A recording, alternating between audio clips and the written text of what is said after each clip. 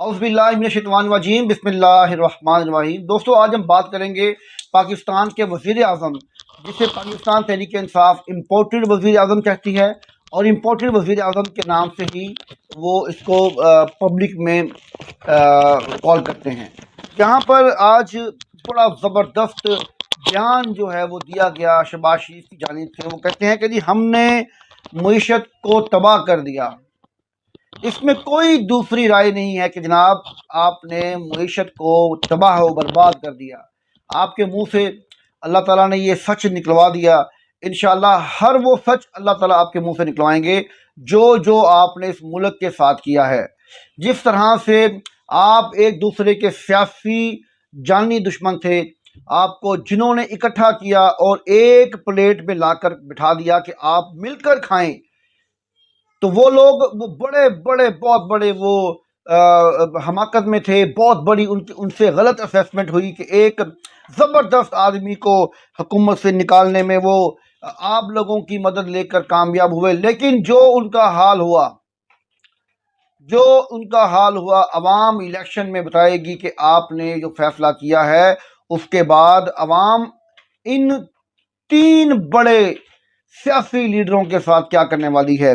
ایک وقت تھا جب عمران خان کی حکومت تھی۔ عمران خان کی دور حکومت میں جو ہمارے پاکستان کے اسٹیٹ بینک کی آفیشیل ویب سائٹ پر، آفیشیل ان کے ٹویٹر اکاؤنٹ پر جو آفیشیل انہوں نے اعداد و شمار جاری کیے تھے، اس کے مطابق Pakistan liquid foreign exchange reserve Pakistan میں مئی کے مہینے میں 25 مئی کو 22.88 بلین US تھے۔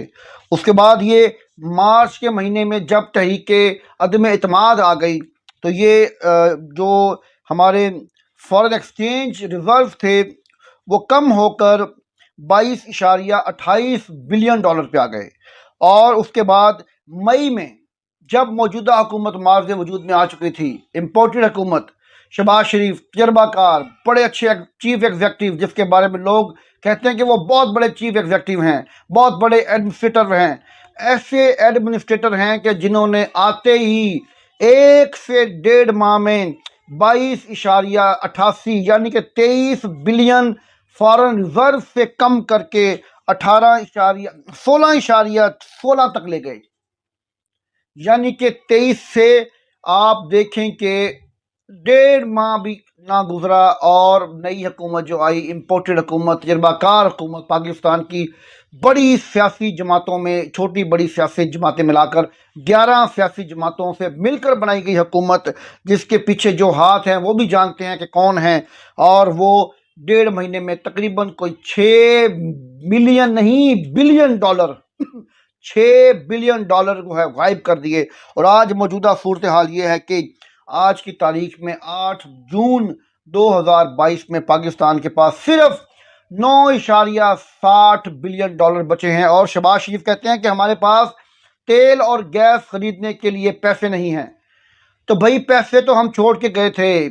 پاکستان کی تاریخ کا سب سے شاندار وزیر اعظم، سب سے ایماندار وزیر اعظم، جس نے پاکستان کی معیشت کو اپنے پاؤں پہ کھڑا کر دیا، کرونا کا مقابلہ کیا، سازشوں کا مقابلہ کیا، مہنگائی ہٹاؤ، مہنگائی ختم کرو، لانگ مارچز کا مقابلہ کیا، بلاول زرداری کے لانگ مارچ کا مقابلہ کیا، اور اس کے باوجود پاکستان کی معیشت کو کھڑا کر دیا۔ بلین ٹریز کا کارنامہ ہو یا سمارٹ لاک ڈاؤن ہو، دنیا نے تعریف کی عمران خان کی۔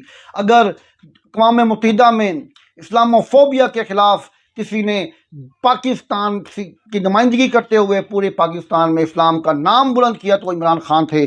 اس کے علاوہ یاد رکھیے گا، جو موجودہ صورتحال پیدا ہو چکی ہے، عوام کبھی بھی معاف نہیں کرے گی آپ کو، ووٹ کے ذریعے آپ سے بدلہ لے گی۔ آپ دیکھیں گے کہ ہمارے ساتھ کیا ہوا، کیونکہ عوام کے فیصلے کو نہ تو جنرل یحییٰ روک سکے، نہ ایوب خان روک سکے، نہ ہی اس کے بعد ضیاء الحق روک سکے، اور نہ ہی مشرف روک سکے تھے۔ جب عوام فیصلہ کرتی ہے تو یہ بڑے بڑے آفیسرز، بڑے بڑے صاحب اختیارات لوگ بھی کچھ نہیں کر پاتے۔ اور آنے والے دور میں آپ دیکھیں گے کہ کیا ہونے جا رہا ہے۔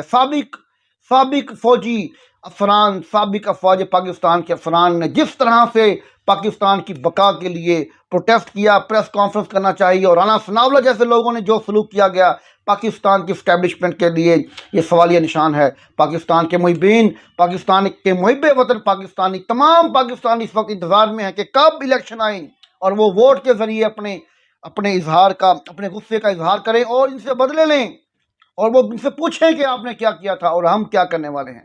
دوستو یہ تھی میری آج کی ویڈیو، امید کرتا ہوں کہ آپ کو پسند آئی ہوگی۔ میری اگلی ویڈیو تک کے لیے اجازت دیجیے، اللہ حافظ۔